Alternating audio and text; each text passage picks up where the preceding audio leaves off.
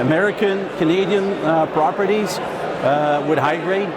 And those are where the major is going to be focusing on the next little while too. They got burnt in many other jurisdictions, so I think you're going to see a shift of the major coming back into North America. Absolutely. You know, this is a brownfield site. It was operated in the 1990s, and as a result of that, we enjoy paved roads to the site, power lines to the site, a natural gas pipeline, a tailings impoundment facility that has capacity for the first 87 million tons of material that we'll process in the project, as well as a freshwater storage reservoir.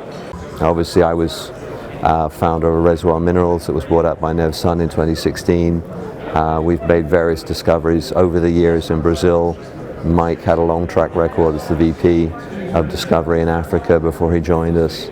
So we have the technical expertise, we have local expertise, and we're all mine finders as well. I'm Albert Liu, sitting down with Teeka Tiwari. He is the editor of Palm Beach Letter and Palm Beach Confidential. Teeka, thanks for joining me on set today. Really appreciate it. Oh, it's wonderful to be here. Thank you for having me. Enjoyed your presentation today very much, and also the panel as well. And you alluded to the fact that the room was not packed, which was great for you. A little bit bad to me as the one who, for me, has to answer to my boss. But it's true. There's been a lot of hysteria behind cryptocurrencies and Bitcoin up to recently, and there's definitely been a pullback. And it's kind of a change for you to be playing defense in a sense with an audience, right? Going back and basically explaining the history, explaining what happened, explaining where we are. Yes. You're absolutely right. You know, unless you've been living under a rock, we're down 70%. And so the reason why I said I was so happy to see the room half empty, because that's what you normally see at a bottom, right? People start losing interest, they're not involved, they're not as involved.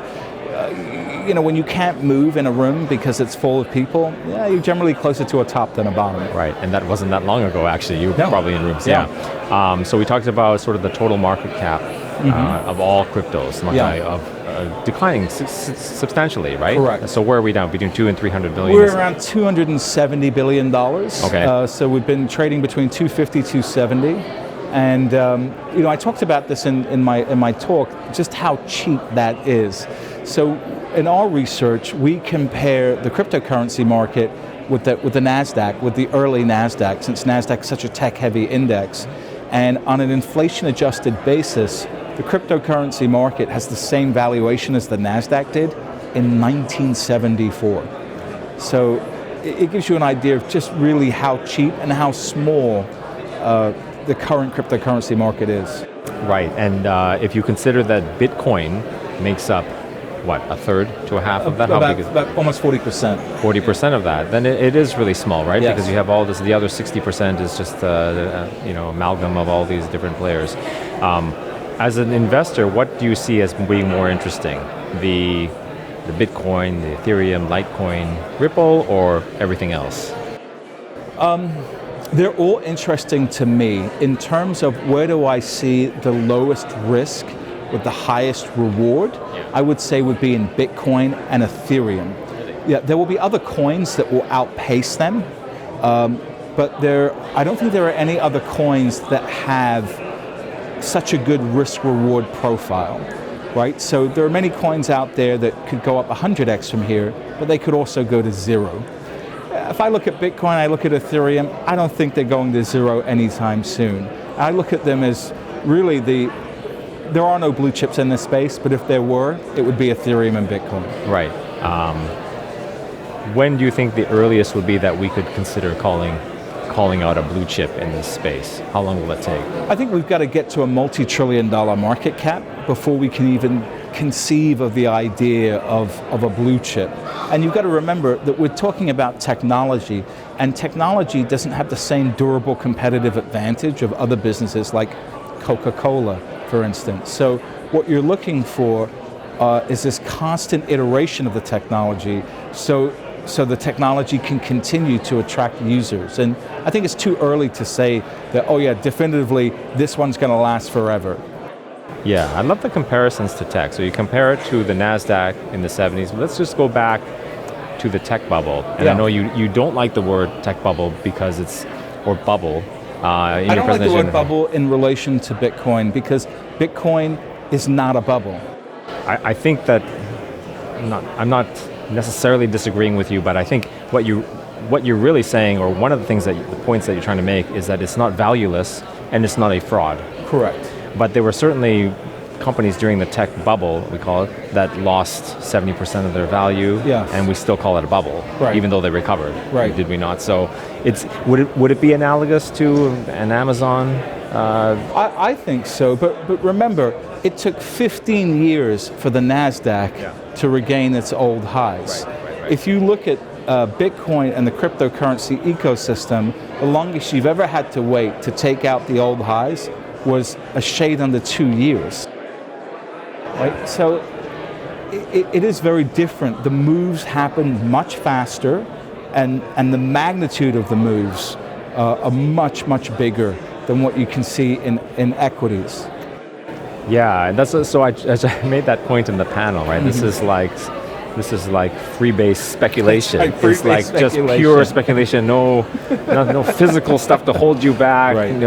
Just ideas. Yeah. Plus money and does this extreme volatility? How do you deal with that? Extreme volatility How is do you not deal going to with go that? away. The way you deal with it is through position sizing. You use small position sizes, you use uniform position sizes, and that gives you the staying power to deal with the volatility. I will say unequivocally, you shouldn't put any amount of money in cryptos that you aren't prepared to lose. And if you can follow that rule, you'll have a great time in the crypto market and you'll do extremely well. But if you start investing capital that has no business being in crypto, you're not going to be able to deal with that 80% pullback, and they'll happen. I've had multiple 80% pullbacks in my short 2.5-year career in crypto, but along the way those things have gone up 5, 10, 15, 20,000% sometimes. So the only way that you get that kind of gain is with enormous volatility. It's so interesting because I've been talking with Rick Rule a lot, him sharing his stories with me.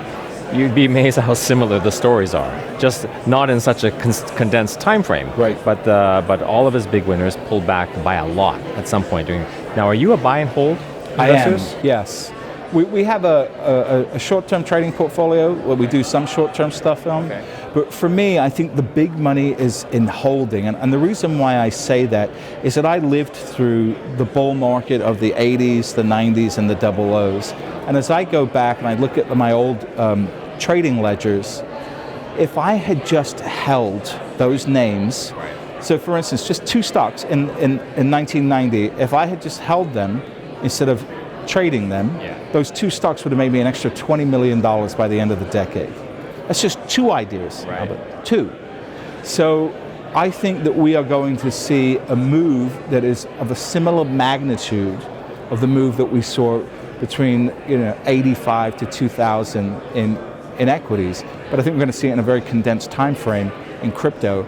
So that's why my belief is you get a broad-based portfolio of great ideas, put a uniform amount of money in them, leave them alone for 2-3 years, come back to them, and you make a lot of money. Now, if you're not an early Bitcoin investor, so you're coming in now, are you buying all the forks?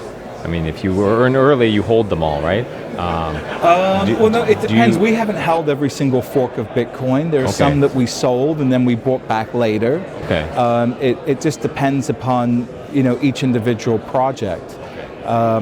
So that's a case-by-case basis. Okay, but you're talking about core then. What's that? You're talking about core. Yeah, Bitcoin core, yes. I cornered you in the panel. I said, give me a number, give me a prediction. Yeah. Can you share it with the crowd here, with the audience here?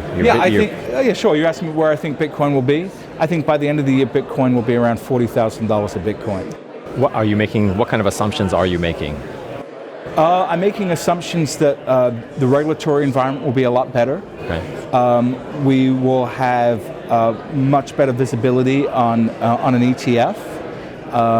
We will have a lot more institutional money coming into the market. What has to happen before that happens?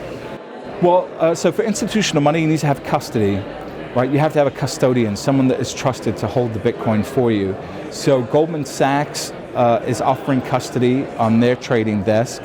There are rumors that State Street, which custodies $2.3 trillion now, might potentially offer a custody product. Nomura Securities from Japan, $100 billion company, said that they are going to launch a custody service this year.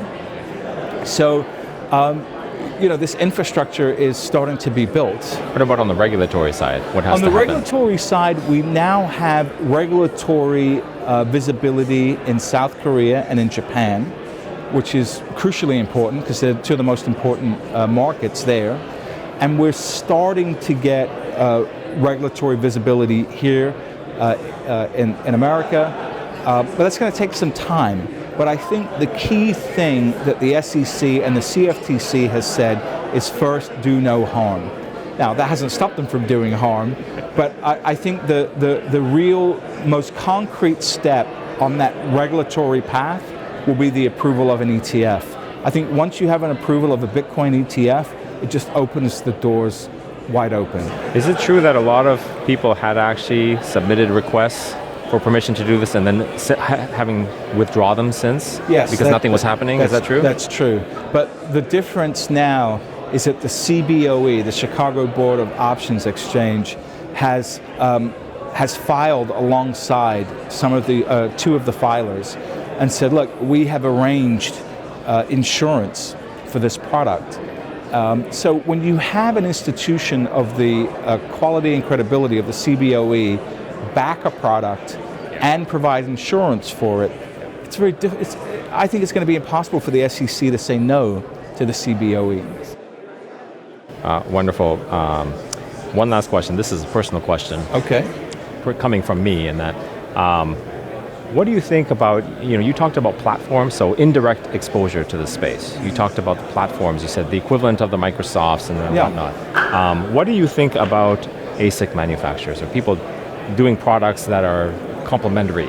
We've looked at some of those. We looked at Taiwan Semiconductor and a couple of the smaller players, and they've been interesting. Unfortunately, we got stopped out of those recently because of the trade war. So I do think they are very interesting. I do think there's money to be made there, and possibly later this year, once we see those stocks bottom out, we might go back into them. All right. Well, thank you for joining me today at the conference. Really appreciate it. Thank you. Teeka Tiwari, Palm Beach Letter. Thank you very much. Excellent. Thanks so much.